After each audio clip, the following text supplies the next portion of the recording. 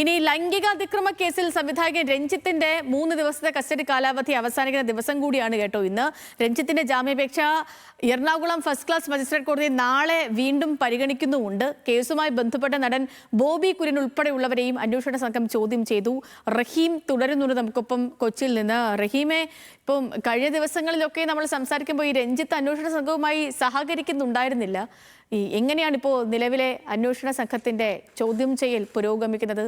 തെളിവെടുപ്പുമായി ബന്ധപ്പെട്ട് നടന്ന കാര്യങ്ങൾ കൂടി.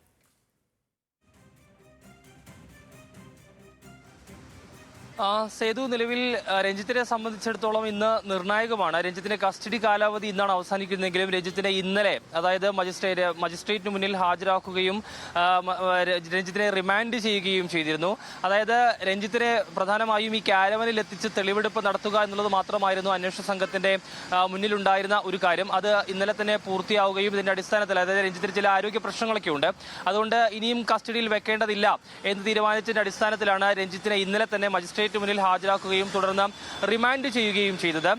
കൂടാതെ ഇന്ന് രഞ്ജിത്തിന്റെ ജാമ്യാപേക്ഷ കോടതി പരിഗണിക്കുകയും ചെയ്യും. അതുകൊണ്ട് തന്നെ നിലവിൽ, അതായത് രഞ്ജിത്തിനെതിരെ കൃത്യമായ തെളിവുകൾ ഉണ്ട് എന്നുള്ളതാണ് അന്വേഷണ സംഘം വ്യക്തമാക്കുന്നത്.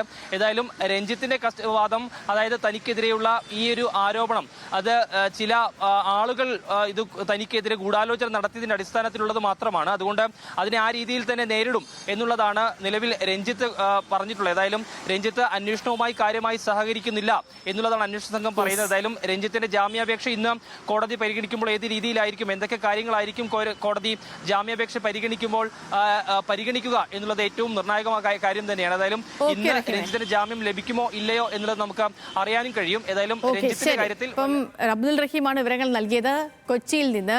ഇനിയിപ്പോ മറ്റൊരു